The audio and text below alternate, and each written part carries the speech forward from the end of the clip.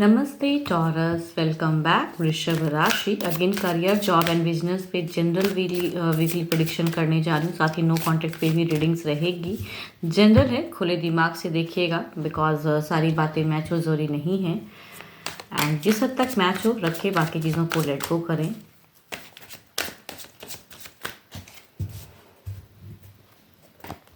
चलिए देखती हूँ एज अ गाइडेंस पहले क्या है।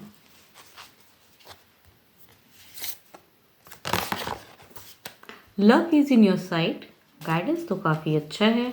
लक है आपके साइड में। देखती हूँ क्या है डेथ में आपके लिए।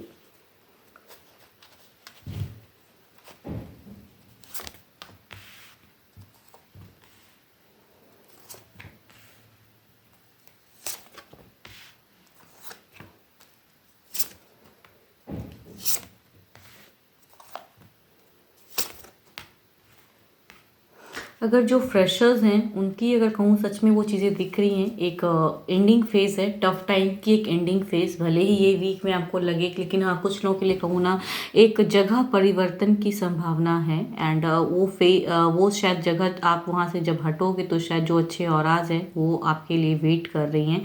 चीज़ें अच्छी होंगी, अभी नहीं दिख रहा है लेकिन होंगी ज़रूर।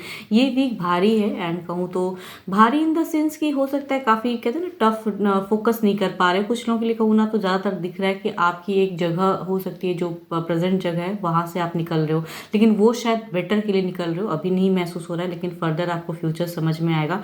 एक ट्रांसफॉर्मेशन आपके लिए आ रही है जो स्टडीज़ कर रहे हैं। एंड टफ टाइम खत्म होता हुआ दिख रहा है। जॉब पे अगर कहूँ तो वर्क प्लेस पे थोड़ा सा कैओस फेस दिखता है। आपके विक्ट्री से हो सकता है कुछ लोग जले, कुछ लोगों के लिए प्रमोशन ग्रोथ दिख रही हैं।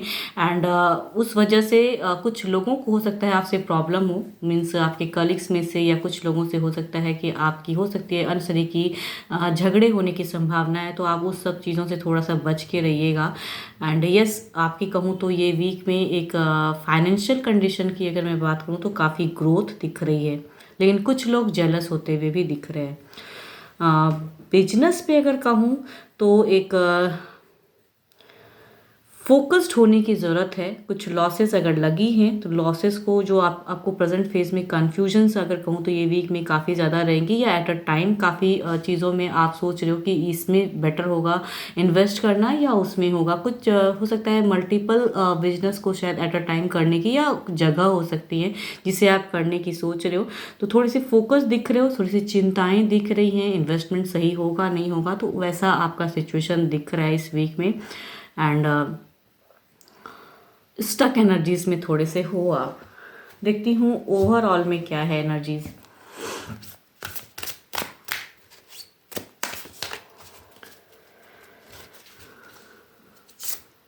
ओके, ओवरऑल में भी कहूँ तो 10 ऑफ वॉन्ड्स की एनर्जीज एंड ये बताता है कि आपकी एक फेज खत्म होती हुई दिख रही है, एक जर्नी। लेकिन हाँ ये वीक में थोड़ा सा भारीपन, स्टक एनर्जीज हैं। भले ही कुछ लोगों को अभी महसूस नहीं हो, लेकिन उससे आप निकलते हुए एंड कहूँ तो हो सकता है अगर कभी कभी कहते हैं ना जगह परिवर्तन भी काफ़ी चीज़ों को बेटर कर देता है। तो कुछ लोगों के लिए कहूँ तो जगह परिवर्तन की संभावनाएं मुझे ज़्यादा लग रही हैं। एंड वो जगह छूटेंगी शायद, भले ही आपको अभी नहीं समझ में आ रहा है, लेकिन परिवर्तन से काफ़ी चीज़ें कहूँ तो आपके लाइफ में परिवर्तन आएंगी।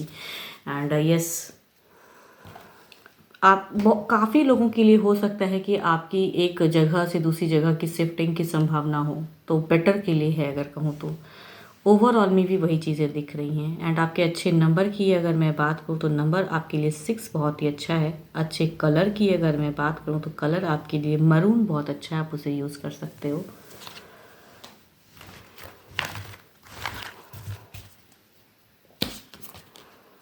देखती हूँ नो कॉन्टेक्ट पे क्या है।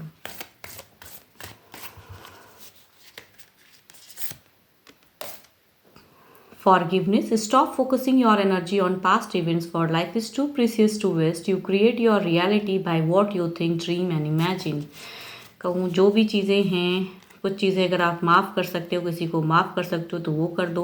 या अगर वो चीज़ें नहीं हो सकती हैं तो पास्ट जो चीज़ें ख़राब हुई हैं उस पर बार बार अगर आपकी सोच चली जाएगी तो आप अपने लिए कुछ चीज़ें बेटर नहीं कर पाओगे। तो पास्ट को पास्ट ही रह दीजिए। एंड जो रियलिटी सामने से आपको दिख रही है, कुछ अपॉर्चुनिटीज़ आ रही हैं, तो उसे वेस्ट ना करें बल्कि उस चीज़ों को आप एक्सेप्ट कीजिए, लाइफ में आगे बढ़िए। चलिए देखती हूँ क्या है पर्सन फिलहाल क्या सोचते हैं, आपके पर्सन की नो कांटेक्ट पे क्या है एनर्जीज, फीलिंग्स में क्या है, क्या फील कर रहे हैं फिलहाल आपको लेके, क्या है फीलिंग्स।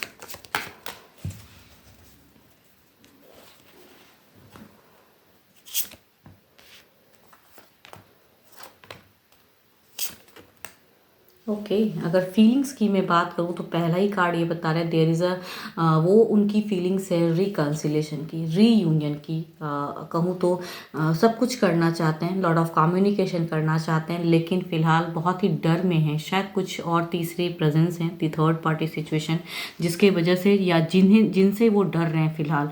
एंड वो चाहते हैं कि दोबारा से आपसे रीयूनियन हो जाए, पैचअप चाहते हैं, एंड चाहते हुए भी कहते हैं ना कोई तीसरा ऐसा है जो पैचअप शायद करने नहीं दे रहा है या आपके पर्सन को एंजाइटी में डाल रहा है, कुछ तो ऐसा है। चलिए देखती हूँ क्या है इनके एक्शन क्या हैं।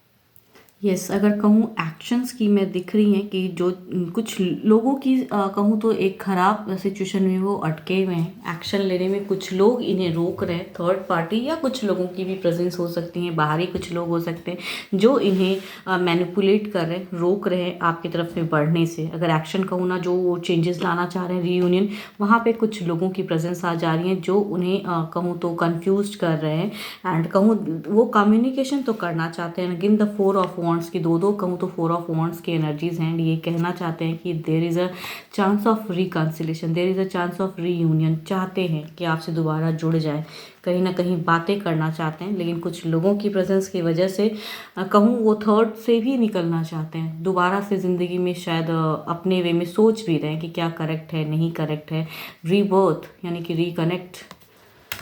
देखती हूँ क्या है ओवरऑल एनर्जीज में, क्या वो क्विक कितनी हद तक कनेक्ट करने की सोच रहे हैं आपसे।